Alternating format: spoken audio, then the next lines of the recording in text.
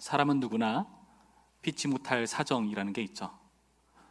그 피치 못할 사정이 주일날에도 적용될 때가 사실 많이 있습니다. 요즘 같은 경우는 주일에 여러 가지 일들이 많이 있죠. 꼭 중요한 일들을 주일날 해야 되는 경우들이 있곤 합니다. 회사에서, 직장에서 꼭 나와야 하는 상황들, 중요한 가족 모임이 있는 상황들, 중요한 자녀들의 시험들, 실기들, 이런 여러 가지 것들이 피치 못할 사정으로 우리 가운데 찾아오곤 하죠. 그래서 교회 봉사를 하는 경우 이런 일들이 겹칠 때 많은 경우 양해를 구하고, 그날 우리가 참여가 어렵다, 기도 순서를 바꿔달라던가 봉사를 그날은 나갈 수가 없겠다, 죄송하다 하는 연락들을 받는 경우가 있곤 합니다. 그것의 잘잘못에 대한 얘기를 하고 싶지는 않습니다. 그게 잘못이다, 괜찮은 거다라는 논의를 할 것이 아니라 그만큼 우리에겐 피치 못할 사정이 있다는 것을 말씀드리고 싶은 거죠. 우리가 오늘 읽은 본문에서도 피치 못할 사정, 그 누구보다 피치 못할 사정이 있는 사람이 있습니다. 바로 다니엘이죠.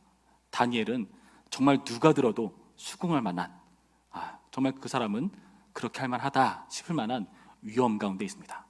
바로 죽음의 위험 가운데 있습니다. 그래서 그가 그 죽음의 위험 때문이라도 그가 평소에 하던 것을 잠깐 멈추는 것은 누가 보더라도 할 말 없는 피치 못할 사정일 것입니다. 구체적으로 무엇인가 하면은 바로 기도에 대한 내용이죠. 다니엘이 이 조서에 왕의 도장이 찍힌 것을 알고도 라는 표현이 있습니다.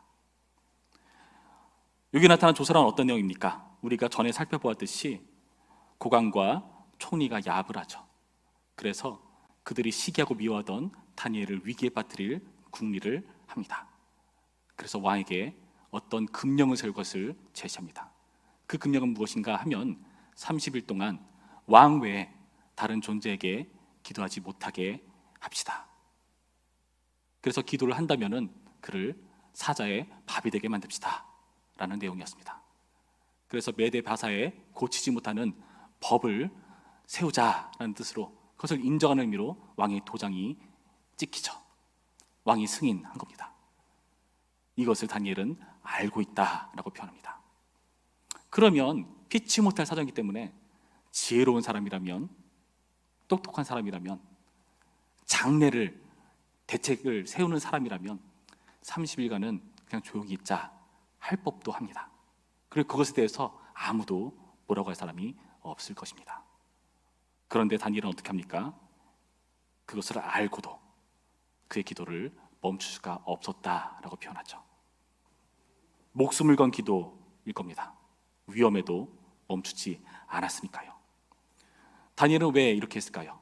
어떻게 해서 그렇게 할 수가 있었을까요?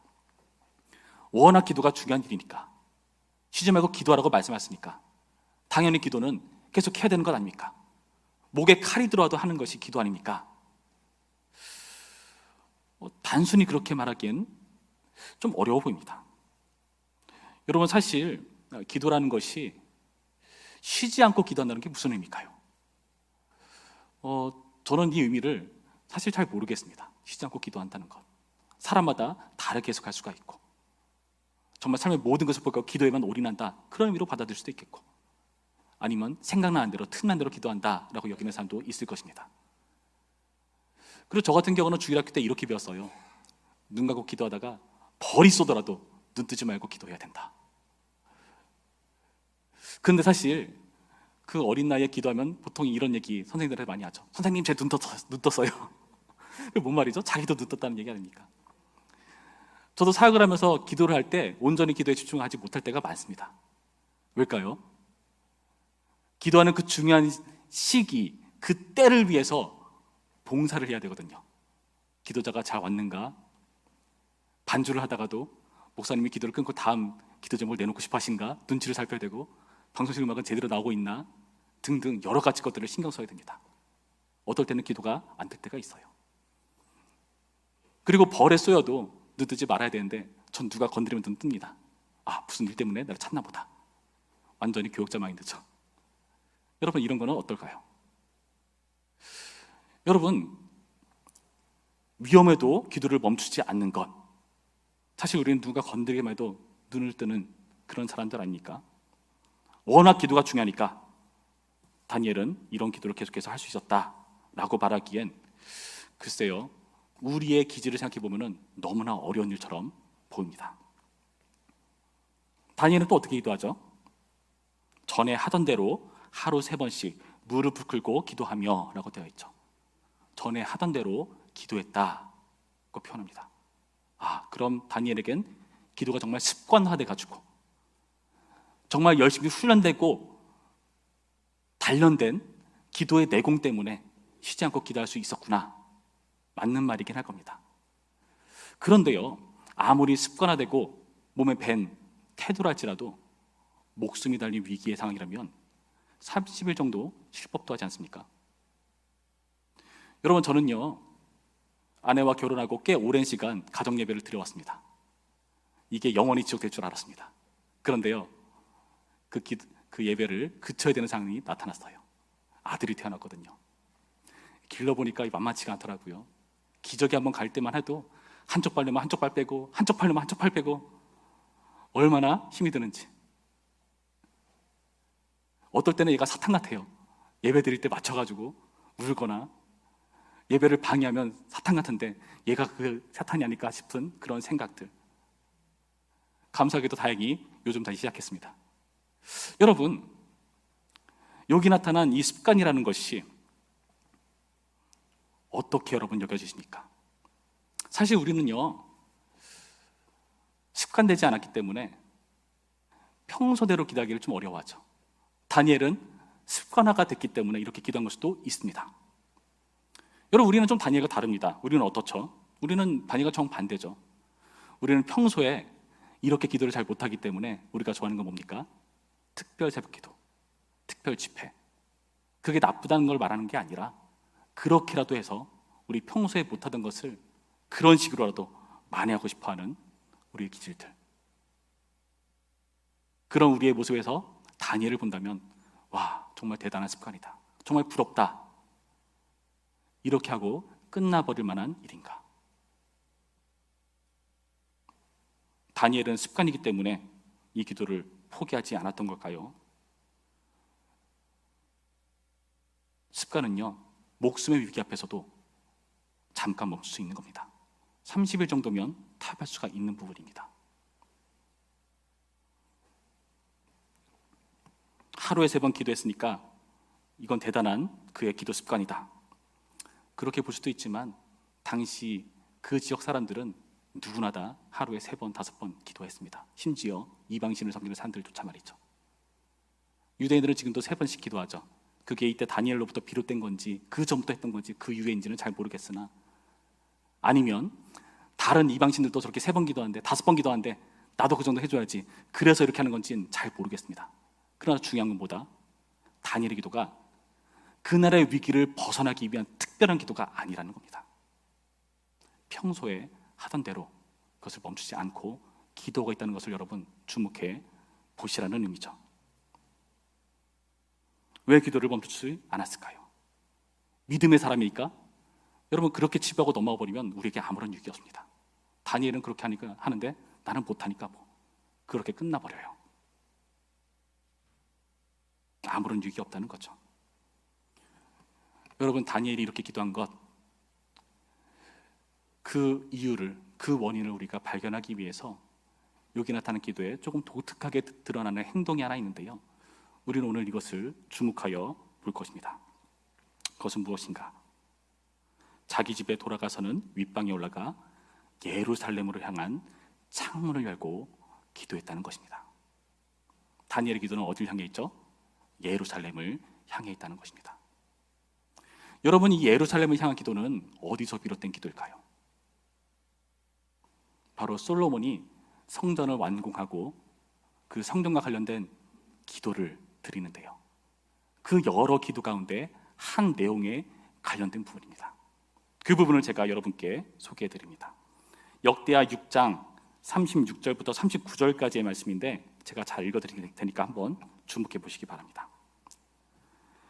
주께 범죄하지 아니하는 사람이 없사오니 그들이 주께 범죄함으로 주께서 그들에게 진노하사 그들을 적국에게 넘기심에 적국이 그들을 사로잡아 땅의 원근을 막론하고 끌고 간 후에 그들이 사로잡혀간 땅에서 스스로 깨닫고 그들을 사로잡은 자들의 땅에서 돌이켜 죽게 간구하기를 우리가 범죄하여 폐역을 행하며 악을 행하였나이다 하며 자기들을 사로잡아간 적국의 땅에서 온 마음과 온 뜻으로 주께 돌아와서 주께서 그들의 조상들에게 주신 땅과 주께서 택하신 성과 내가 주의 이름을 위하여 건축한 성전 있는 쪽을 향하여 기도하거든 주는 계신 곳 하늘에서 그들의 기도와 간구를 들으시고 그들의 일을 돌보시오며 주께 범죄한 주의 백성을 용서하옵소서. 성전을 완공하면서 하는 기도가 아주 독특한 내용입니다. 마치 멋지게 성전 완공하고 이제는 좋은 일만 있을 것이야 하는 그런 멋들어진 내용이 아니라 성전을 지금 막 지었지만 우리가 망할 수도 있어. 그런 전제가 담겨있는 기도 내용이죠. 우리가 혹여나 주님께 범죄해서 적국에게 끌려가 버린다면, 그래서 이곳에 머물 수 없다면 우리가 이 예루살렘 성을 향해서 기도할 때, 이 성전을 향해 기도할 때에 주여 우리를 회복해 주시옵소서라는 기도죠.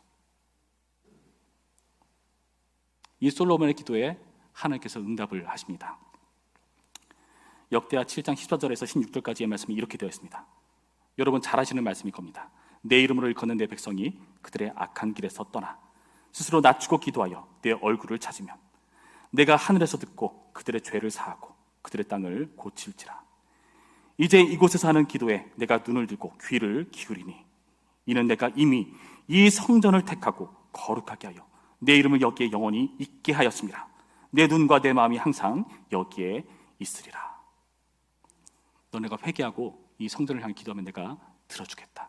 내가 영원히 이 성전과 함께한다 라는 응답을 주시고 있다는 겁니다.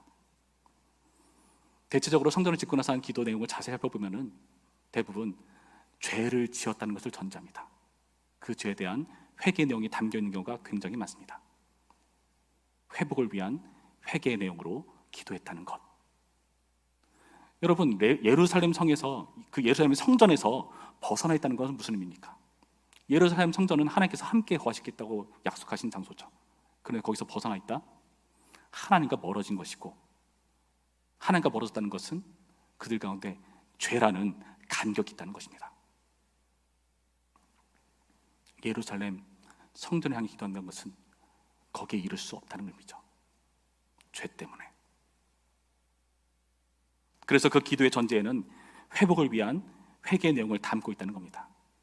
그래서 요나서 2장을 보시면 물고기 뱃속에서 기도할 때 성전을 향해 기도합니다.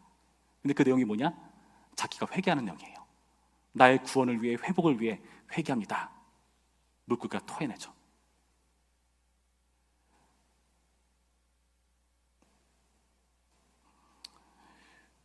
그렇다면 다니엘이 예루살렘 성전을 향해 기도했다는 것은 그 기도 내용이 어떤 내용이었을까를 우리가 짐작해 볼 수가 있다는 겁니다. 회복과 회개에 대한 내용이 담겨 있을 것이라고 우리가 추측할 수가 있다는 거죠. 물론 지금 이 위기에 특별한 위기 상황이니까 나를 구원해 주고 보호해 주세요, 그런 내용도 했을 겁니다. 그러나 그의 기도가 특별한 기도가 아니라 평소 해오던 기도를 멈추지 않았다는 거예요. 그렇다면 그 주된 내용은 뭐냐? 예루살렘 성전을 향해서 기도했다는 것은 뭐냐? 회개 내용을 담고 있다는 겁니다. 민족적인 회개와 회복을 담고 있다는 것. 그런데 이게 웬걸? 예루살렘 성전은 이 당시 이미 없습니다. 무너져 내렸어요. 다니엘은요 지금 어린 소년이 아닙니다. 아마 80여 세 정도 된 노인일 것입니다. 그동안 많은 것들을 봐왔죠. 누군가 그런 말을 하더라고요. 어른이 된다는 것은 이 세상이 내 마음대로 되지 않는다는 것을 무기력하지 않게 받아들인 것이다 라고 말하더라고요. 근데 이 정도 되면 무기력하시지 않겠습니까? 성전은 멸망해버렸고 온데간데 없고 우리는 너무나 많이 떨어져 있고 나는 나이가 많고, 그런데도 예루살렘 성전을 향해서 기도한다?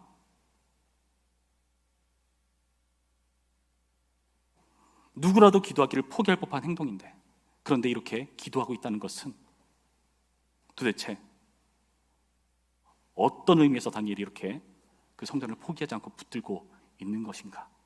여러분, 우리는 이것을 주목해 봐야 됩니다. 어떻게 다니엘은 그 기도를 놓지 않고 포기하지 않고 있는가? 여러분, 이런 이해 속에서 다니엘서 9장으로 잠깐 가보겠습니다. 다니엘서 9장 1절부터 보실 텐데요, 앞으로 이 부분을 살펴보겠지만 오늘 대략을 다루겠습니다. 다니엘서 9장 1절부터 2절까지의 말씀을 제가 읽어드립니다. 메대 족속 아하수에로의 아들 다리오가 갈대아 나라 왕으로 세움을 받던 첫 해, 곧 그 통치 원년에 나 다니엘이 책을 통해 여호와께서 말씀으로 선지자 예레미야에게 알려주신 그 연수를 깨달아나니 곧 예루살렘의 황폐함이 70년 만에 그치리라 하신 것이니라. 다니엘이 성경을 읽다가 무언가를 깨닫습니다. 예루살렘의 황폐함이 70년 만에 그칠 것이다. 이와 관련된 그 예레미야 실제 말씀을 제가 읽어드릴까요? 이렇게 되어 있습니다.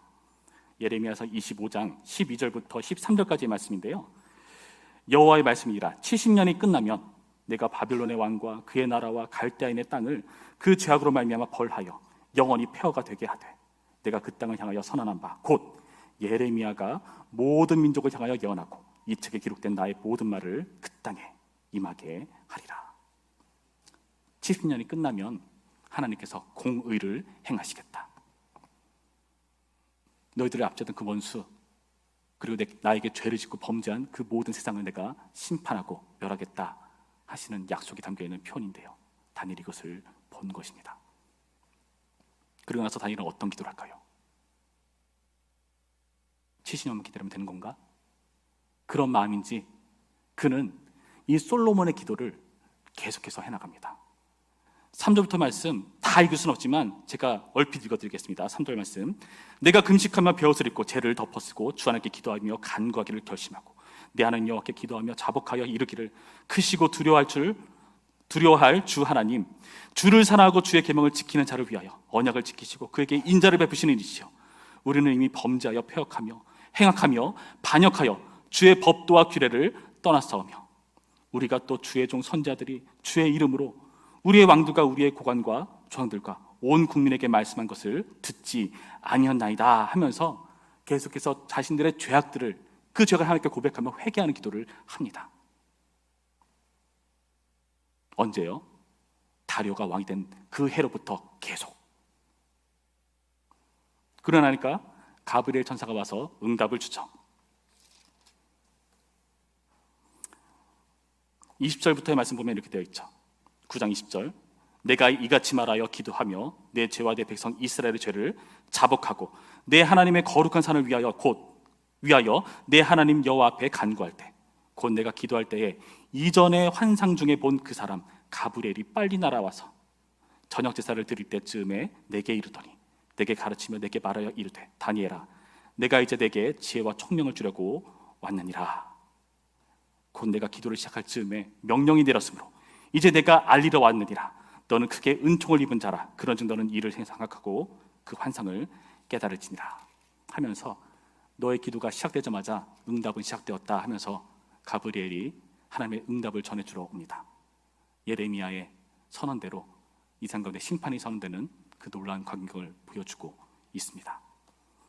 여러분, 다니엘은 어떻게 해서 이 회복을 위한 기도를 쉬지 않고 있습니까? 예루살렘 성은 이미 황폐해져 버렸는데요, 말씀을 듣고 깨달았다고 표현합니다. 하나님의 약속을 믿고 그 말씀이 실현되리라는 확신을 가지고 버티는 겁니다. 그래서 이 기도를 멈출 수가 없는 거예요.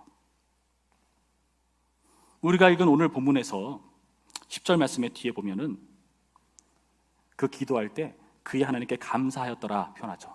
감사. 이 감사라는 것은 아마도 회복을 전제로 한 감사이지 않겠습니까? 그리고 그 뒷절에 11절의 말씀을 보시면은 그 기도한 그 행동에 대해서 그 대적들이 일러 바치는데요, 그 무리들이 모여서 다니엘이 자기 하나님 앞에 기도하며 간구하는 것을 발견하고 하면서 일러 바치거든요. 여기서 간구했다는 것은 은혜와 자비를 구하는 의미의 단어입니다. 회개를 전제한 내용이라는 겁니다. 여러분, 그렇다면 다니엘이 기도한 이 내용이 만만치 않은 내용이라는 거죠. 그는 목숨보다 소중한 소원이 있었다는 것입니다.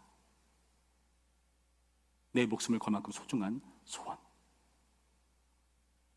다 늙어서 이제 죽음을 바라봐도 이상하지 않을 그런 노년의 나이에 다니엘은 이상을 보고요, 하나님의 회복을 소망하게 됩니다.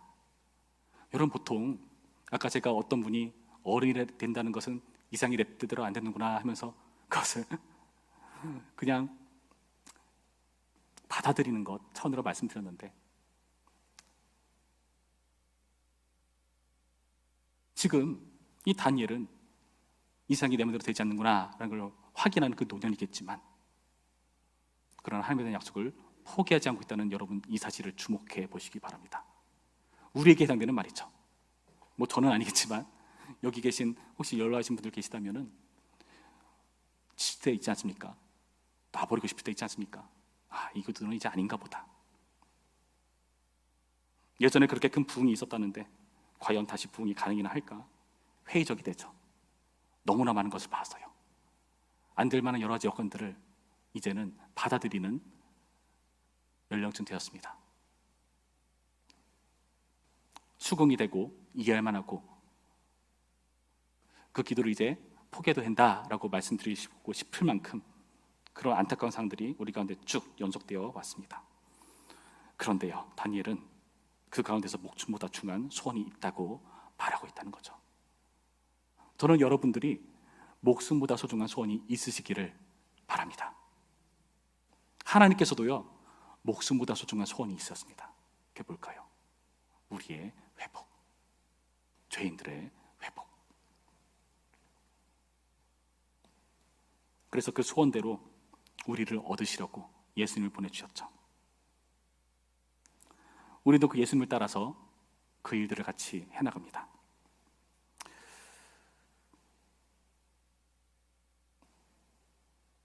예수님께서 십자가에 달려 죽으셨다는 것은 우리를 포기하지 않겠다는 하나님의 각오를 보여줍니다. 하나님께서 우리를 포기하지 않으신다고 그 증거로 아들을 죽이십니다. 하나님도 포기하지 않으셨는데 우리는 포기해야 될까요?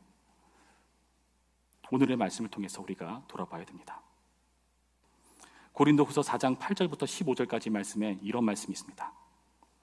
우리에게 회복되어야 될 소원일 것입니다.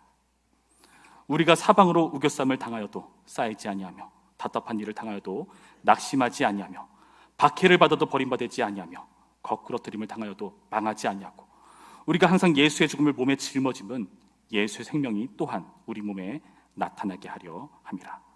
우리 살아있는 자가 항상 예수를 위하여 죽음에 넘겨짐은 예수의 생명이 또한 우리 죽을 육체에 나타나게 하려 함이라. 그런즉 사망은 우리 안에서 역사하고 생명은 너희 안에서 역사하느니라. 기록된 바 내가 믿었으므로 말하였다 한 것 같이 우리가 같은 믿음의 마음을 가졌으니 우리도 믿었으므로 또한 말하노라. 주 예수를 다시 살리시니까 예수와 함께 우리도 다시 살리사 너희와 함께 그 앞에 서게 하실 줄을 아노라. 이는 모든 것이 너희를 위함이니 많은 사람의 감사로 말미암아 은혜가 더하여 넘쳐서 하나님께 영광을 돌리게 하려 함이라. 아멘. 예수님의 죽음을 짊어질 수 있는 이유, 예수님의 생명을 나타내기 위함이고 우리는 죽음에서 그치는 것이 아니라 그 생명의 자리에 동참한다는 것을 말씀을 통해 확인합니다. 그리고 우리뿐만 아니라 우리를 통해서 그 예수님의 생명에 초대될 사람들이 많이 있다고 보여주고 있습니다. 다니엘은 무너져버린 예루살렘 성전을 향해 기도합니다. 없는 것을 향해서 기도하죠. 없는 것을 향해서. 근데 이상하죠. 하나님께서 솔로몬의 기도에 응답하실 땐 내가 영원히 이 성전과 함께하겠다고 말씀하셨는데 하나님 그 약속은 어디 간 것입니까? 성전이 사라졌는데 하나님 약속이 어떻게 된 것입니까? 예수님께서 자기 몸을 성전이라고 말씀하시죠. 너희가 이 성전을 4일 만에 헐라 내가 다시 세운다. 자기 몸을 이렇게 말씀하신 것이라고 하십니다. 그리고 그 성전으로서요, 성전에 들어가지 못하는 병자들, 죄인들, 세리들 찾아다니십니다. 성전으로 찾아가시는 하나님 뿐만 아니라 그분께서 십자가에 죽으시고 부활 승천하시어서 우리 가운데 또 다른 보혜사이신 성령을 보내주시죠. 성령께서 우리 안에 내주하십니다. 그래서 우리가 어떤 존재가 되었죠? 거룩한 성전. 우리는 예루살렘을 향해서 기도할 필요가 없습니다. 우리가 곧 성전이니까요. 이 영원한 성전은 계속해서 쭉 확장되고 완성될 것입니다. 나중에 진정한 성전이신 예수님을 우리가 바라보면서 기쁨으로 찬양되는 그날이 속히 올 것입니다. 우리나라 영화 중에 암살이라고 하는 영화가 있습니다. 그 영화는 일제시대 독립군의 그런 이야기들을 다룬 내용이죠. 근데 그 중에 친일파 한 사람이 나와요. 바로 염석진이라고 하는 사람인데요. 이정재 씨가 연기했습니다. 그가 친일을 했으니까, 독립군인 것처럼 활동을 하면서 몰래 친일을 했으니까 그게 나중에 밝혀지고 독립군들에 의해서 죽임을 당하는데요. 그때 이 사람이 어떤 대사를 하는가? 이렇게 말합니다. 몰랐으니까, 해방될 줄 몰랐으니까, 알았으면 그렇겠냐. 여러분, 이상하게도 일제시대 때 많은 사람들이 친일로 돌아섰는데요. 그때가 해방되기 직전이었어요. 독립을 위해서 싸우던 사람들도, 독립투사들도, 일제를 미워하던 그 사람들도 그때쯤 가서 다 친일로 돌아섰습니다. 왜 그랬을까요? 해방이 안 될 줄 알았으니까. 그런데 돌아서지 않는 사람들은 어떤 사람들이죠? 해방이 될 줄 아는 사람들이 버틸 수 있는 겁니다. 여러분, 우리는 어떤 사람들이죠? 주님께서 우리를 회복시킬 줄을 아는 사람들입니다. 예전에 참 부흥하고 좋았었는데 그런 때가 다시 올까? 하나님이 일하실까? 회의적이 될 때가 있는 오늘날, 너무나 나이가 많이 들어서 다시 그 순간을 볼 수 있을까 싶은 그러한 순간들. 그런데 하나님은요, 일을 그치지 않습니다. 지금 우리가 아니라 다른 곳에서도 부흥을 일으키고 계시고요, 계속해서 우리 모두를 살리시는 그 과정을 쉬지 않고 이루어 가시는 하나님이시라는 거죠. 다니엘은 노인이었습니다. 늘 기로에 서 있었을 것입니다. 버림받은, 쫓겨난 유대인으로서 기로에 섰을 것입니다. 나는 바벨론 사람인가? 메대 바사 사람인가? 유대인인가? 우리도 그 기로에 설 때가 많죠. 그러나 여러분, 기억하시기 바랍니다. 하나님께서 우리를 포기하지 않으셨다면 우리도 포기할 수 없습니다. 여러분, 우리는 오늘 말씀을 통해서 이 하나님의 회복에 대한 마음을 품고 우리도 포기하지 않으며 목숨보다 중요한 소원 하나씩 마음에 새기시길 바랍니다. 오늘의 말씀이 우리가 멈추지 않는 기도를 할 수 있는 원동력이 되기를 주님의 이름으로 축원합니다. 우리 이 시간 합심해서 기도합니다. 하나님, 오늘 말씀을 통해 우리 삶 가운데 목숨보다 소중한 소원 하나씩 가지고 기도하기를 원합니다. 그리고 그 소원이란 하나님의 소원과 합하기를 바랍니다. 주님께서 우리를 포기하지 않으시고 우리 회복을 진정으로 바라시는 분이시라는 것을 믿음으로 취하오니, 주여, 나의 목숨보다 소중한 나의 자녀들, 나의 손주들, 나의 친구들, 나의 친척들, 나의 주변 사람들, 그리고 나 스스로도 하나님 회복시켜 주시옵시고 하나님 나라의 놀라운 차원으로 영광스럽게 변화시켜 주시옵소서. 우리를 성전 삼으신 하나님, 영원히 우리 가운데 거하셔서 주님께서 영원히 함께 하시겠다고 말씀하신 성전으로서 기능할 수 있도록 인도하여 주시옵시고, 참다운 회복을 꿈꾸며 그 청사진을 우리 마음 가운데 소원으로 새기며 이 기도를 포기하지 않도록 도와주시옵소서. 이 마음으로 우리 다 함께 기도하겠습니다. 기도합니다. 아버지, 우리 가운데 함께 하시고 역사하여 주시옵소서. 주님, 아버지, 우리 가운데 일하여 주시옵소서. 하나님의 역사를 우리가 믿음으로 취할 수 있도록 인도하여 주시옵소서. 하나님, 목에 칼이 들어와도 나의 목숨이 위중한 상태라 할지라도 쉬지 않고 계속해서 해나가야 될 기도가 있다는 것을 오늘의 말씀을 통해서 배웁니다. 왜냐하면 우리 대신 예수님이 죽었기 때문이요, 우리 대신 예수님이 다시 사셨기 때문에 우리는 이 기도를 등히 할 수 있다는 것을 배웁니다. 주여, 우리 가운데 함께 하셔서 우리가 하나님의 말씀에 소원을 두고 늘 행할 수 있도록 인도하여 주시옵소서. 하나님, 우리 송탄제일교회 60여 년이라는 세월 흘러면서 크고 작은 여러 가지 위기와 어려움들이 있었지만 주님의 은혜 가운데 이 자리까지 왔습니다. 주님, 그리고 이제 우리 송탄 제일교회를 위해서 하나님 기도할 때, 하나님 이제는 소망을 거두는 교회가 아니라 더욱더 소망을 품고 한나라의 놀라운 차원으로 부흥하고 확장되고 이루어질 영광스러운 교회를 꿈꾸며 우리가 이 교회를 위해서 기도할 수 있도록 인도하여 주시옵소서. 하나님, 우리가 우리의 목숨보다 소중한 하나의 소원을 품고 나아갈 수 있도록 인도하여 주시옵소서. 주님께서 포기하지 않으셨으니까, 그 뜻을 예수님을 통해서 증명해냈으니까 우리 또한 확신을 가지고 일에 동참할 수 있도록 인도하여 주시옵시고, 우리의 가정과 교회와 세상과 주님께서 맡겨주신 모든 하나님의 백성들 주여 회복하시고 이루어 주시고 영광스럽게 변화시켜 주시옵소서. 일하여 주시옵소서. 우리의 기도를 들으시고 하나님 나라의 놀라운 지경으로 확장하고 이루어 주실 하나님의 영광을 기대합니다. 하나님, 우리가 우리의 기도를 너무나 작게 여겼습니다. 이제 목숨보다 소중한 소원이 생겼으니 이 소원을 품고 기도하기를 포기하지 않도록 도와주시옵시고, 하나님의 마음으로 기도할 때에 확신을 가지고 기쁨을 가지고 감사의 마음으로 간구하는 태도로 주님께로 나아가는 우리 모든 주님의 성도일 수 있도록 인도하여 주시옵소서. 예수님의 이름으로 기도했습니다. 아멘.